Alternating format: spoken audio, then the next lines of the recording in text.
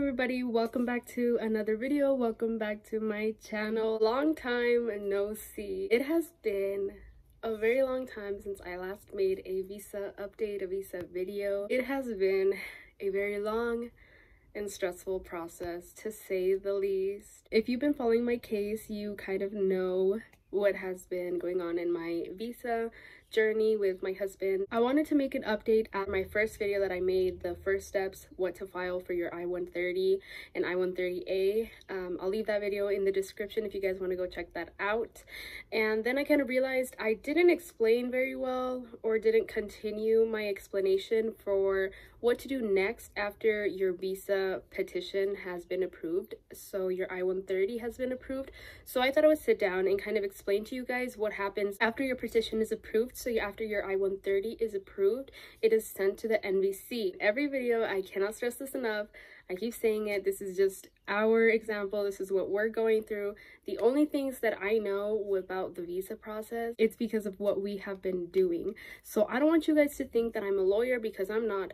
I don't have any background knowledge of visas or, you know, just any government processing. That I don't do any of that. I don't want to discourage you guys either, but I also don't want to give you guys the wrong information, because I'm not a professional. I keep repeating that, but I think it's just so important that I say it in the beginning of the video, because I don't want you guys to get misleading or wrong information. Sorry if I'm just rambling off.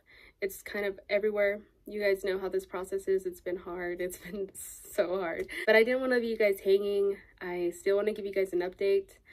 Just an update for ourselves, for my husband and I.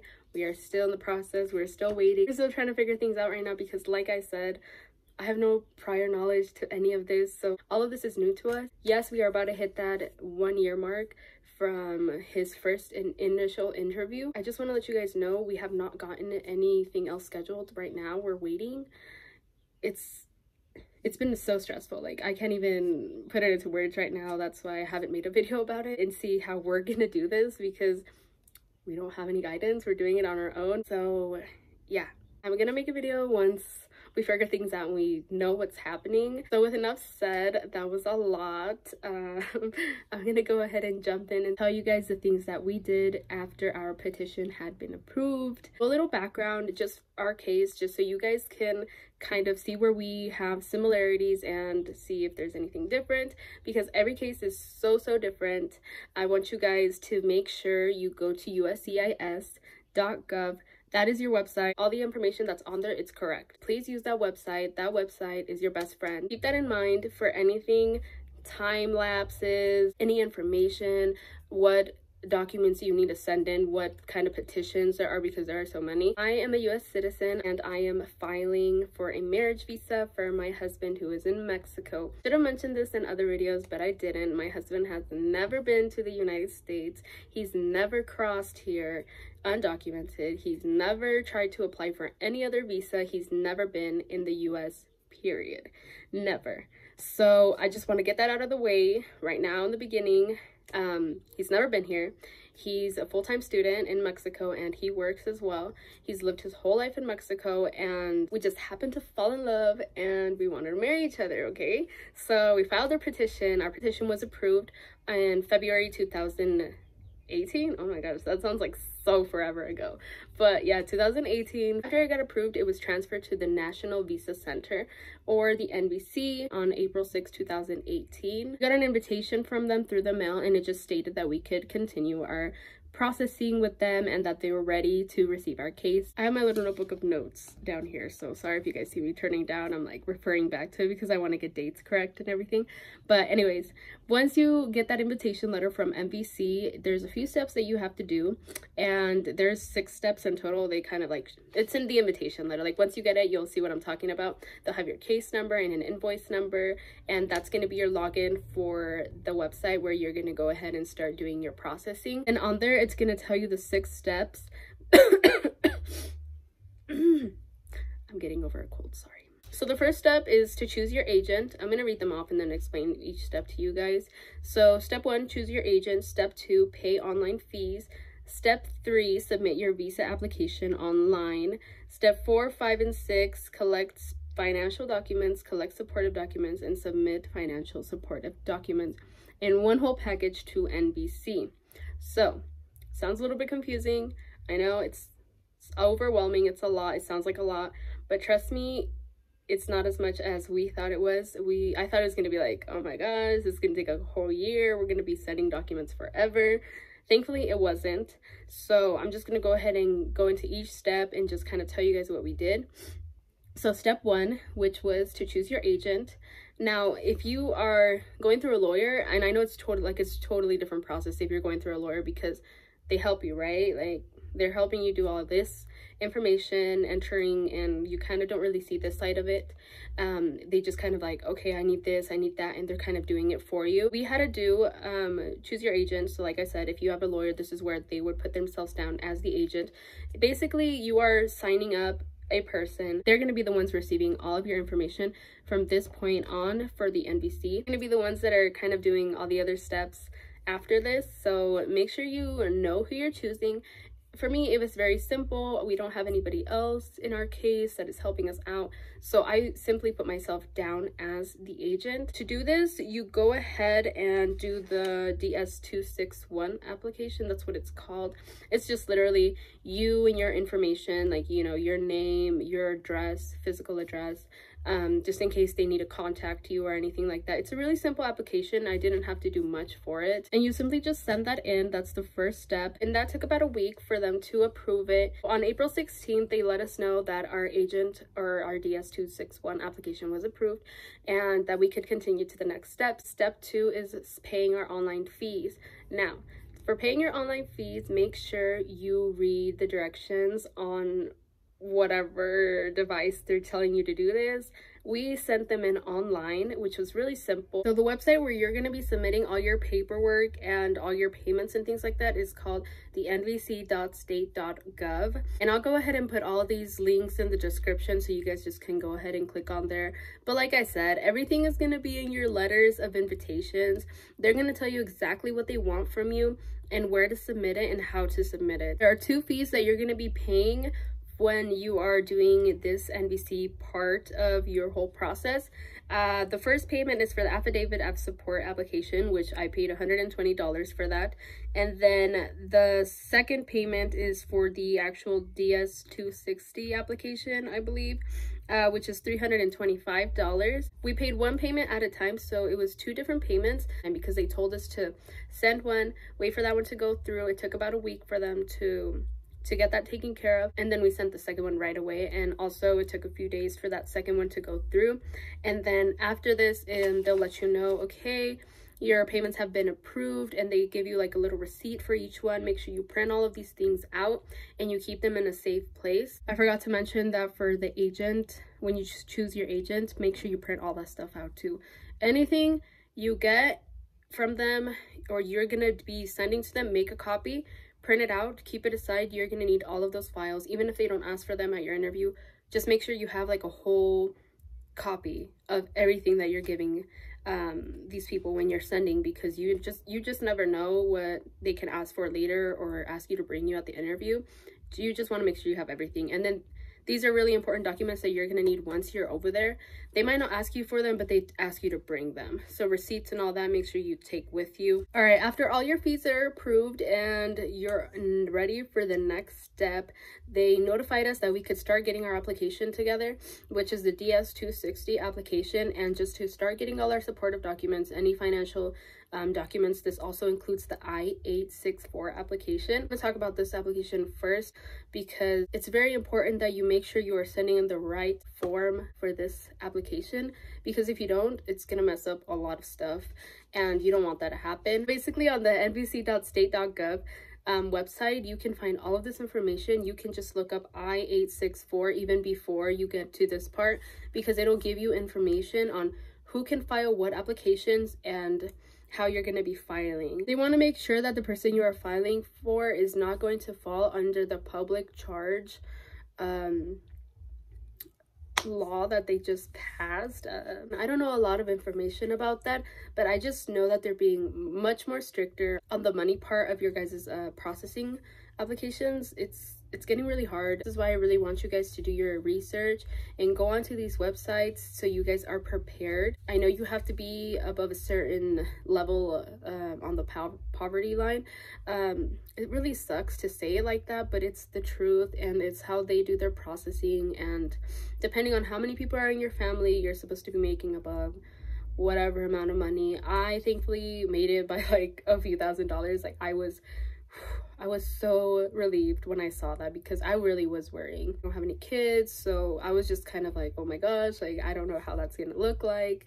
But thankfully I was able to apply for the I-864, the regular one. So you make sure you're on that website, making sure which application you can file. There are a few different variations of the I-864, so just make sure which one fits your needs, your guys' situation, and make sure you guys get a sponsor or two if you know you're not going to be able to meet those requirements, and file accordingly. We didn't have to get a sponsor because, like I said, I thankfully was able to make that mark. So I don't know what proceeds in that area of this process. So now that we got that out of the way, it's so confusing. I'm so sorry. I'm gonna go ahead and tell you guys. So the application that you do online is the DS-260. So that one is a lot of information about your partner, the person that you are sponsoring. So I remember on this application, we had to do, you know, his full name, just address, and a lot of repetitive things that you have to send in your initial petition. But it's just stuff they need, like just send it again. So I also remember we had to put what my husband is studying for, where he works, any past jobs, just kind of like, I felt like I was doing a resume, you know, like putting in all his past jobs and past school. So we were ready to send in our DS-260 when we realized that my husband's passport was going to expire in November of 2018. I know we were still in April, but decided we were going to go ahead and renew his passport, because we did not want to send in an application with his old his still good passport, but we didn't want to send in that application with that passport because we knew it was going to expire. And if our case extended longer than November 2018, we knew we were going to have to be sending a new passport, additional information, and we know that that delays our cases. I keep repeating it and I keep repeating it, but make sure you check all of your documents before you're sending, because the least you want to do is delay something that already is delayed. So just keep that in mind when you're filing. Make sure everything is up to date and you're not going to run into any of these issues, because like I said, we had to wait. Ben got his new passport in May, so that is when we sent everything in May. I'm gonna go ahead and tell you guys about steps 4, 5, and 6, because those are all kind of together. They fall into the same thing. So at this point, we are ready to send in our financial documents, our supporting documents, any extra information that we think is going to be needed for them to process our case. So basically, we sent in the I-864 application along with my taxes for the last 2 years. So for our supportive documents, basically anything we sent as supportive documents in our initial petition, we sent in again. I don't know if that was too much or whatever, but they took it and they didn't ask us for any more information, so I would advise that. It's kind of hard for me to remember, so just make sure you guys watch my first steps video so you guys know exactly what we sent in. But I know we sent in like our birth certificates, marriage certificate, our passports. I had to send in a copy of my US citizenship certificate. I had to send in driver's license, just, you know, identification for myself as well. Obviously for my husband, his passport, the new one, and everything. In this part, we do also have to send in a police certificate on my husband's behalf. It's just basically kind of like your record, so they could see, you know, any DUIs are going to be on there, any arrest, or if they've been incarcerated. So just basically, yeah, your records. I'm gonna go ahead and did that, sent that over to me, and I was able to make our big huge packet. I'm trying to remember if I'm forgetting anything, but hopefully I'm not. Yeah, so we sent everything in May 2018 and we were just waiting at this point. It was really fast. I was really excited and like surprised at this point, because since we have been waiting so long for our initial petition to get approved, and everything was kind of like happening really fast at this point, we were like, oh my gosh, like it's gonna be so fast from here, and we were just really excited. On June 15, 2018, NBC had notified us that they had received all of our documents that was needed for them to process our case. At this point, they did not need any more information, and they let us know that our case was in queue for an interview. So let me tell you guys, those 7 months felt like forever. They let us know in June that everything was completed, we didn't need anything else, and then January 30th 2019 was when we received our invitation letter for our interview. So they said they had scheduled our interview in Ciudad Juarez. You need to pay really close attention because everything you need is going to be on here. Okay, keep that in mind. So it says, please prepare for your interview. It says what to bring to your interview. Again, here to prepare for your interview, they say nbc.state.gov/interview for English or Espanol for Spanish. It just tells you on there what you need for your embassy and what steps need to be taken. You need to first confirm your interview. You need to schedule biometrics. You need to schedule your medical exam, and you need to select where your packet is going to be delivered to after your interview is done and everything. All the information that you need is on nbc.state.gov/interview. So once you're on nbc.state.gov/interview, there's going to be a list and it says step 1, step 2, step 3. All of the steps that I mentioned right before this, everything's going to be listed on there. There's going to be links for you to click everywhere, and just make sure you write everything down. They're going to ask you to confirm your interview and make sure you're able to make it. You can also schedule a new interview on there in case you're going to miss this interview. So just go ahead and just talk that out with your partner.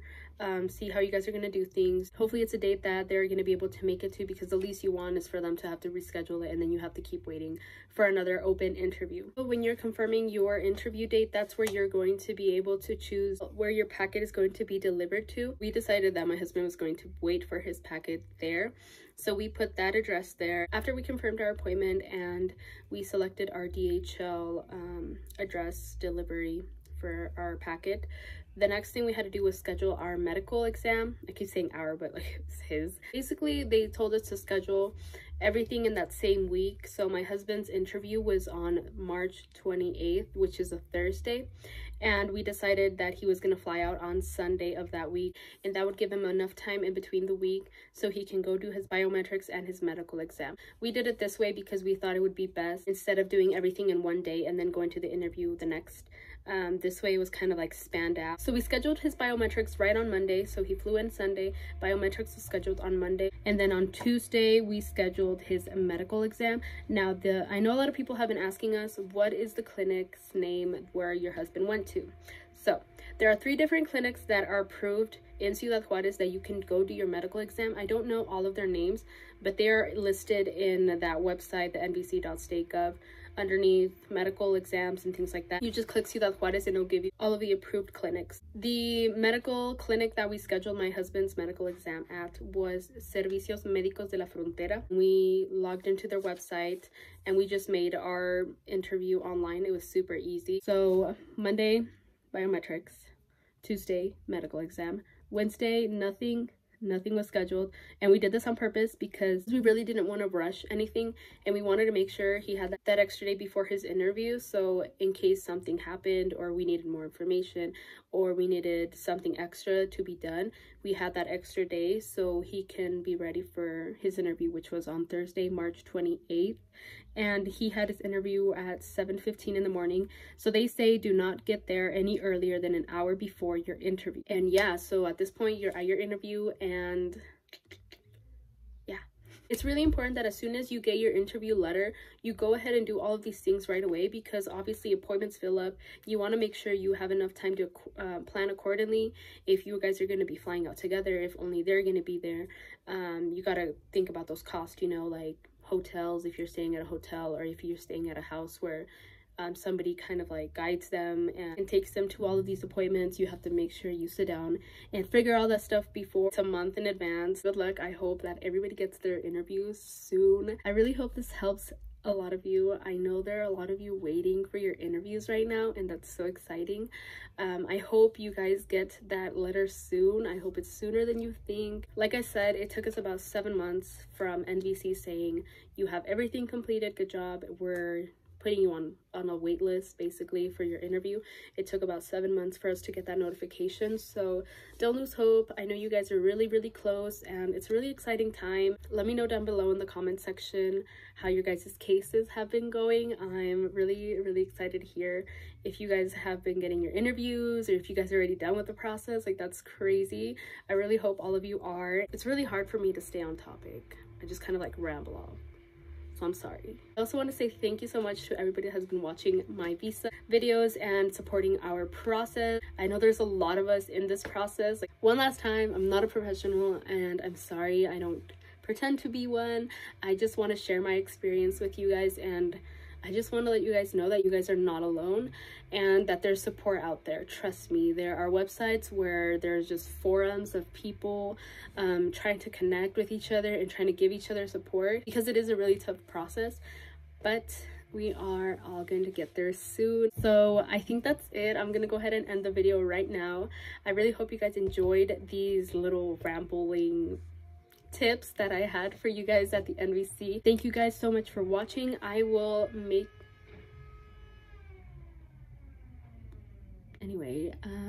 I will let you guys know when we have an update in there, you guys. Sending you guys lots of love and support from another fellow visa applicant. Don't forget to like and subscribe.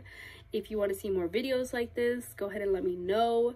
I love talking about this. You guys already know that. I hope you guys enjoyed this. Thank you guys so much for watching. Don't forget to follow me on all my social media. I link them down below. Go ahead and message me on there with any questions or comments that you guys have. Yeah, thank you guys again so much for watching, and I will see you in my next video.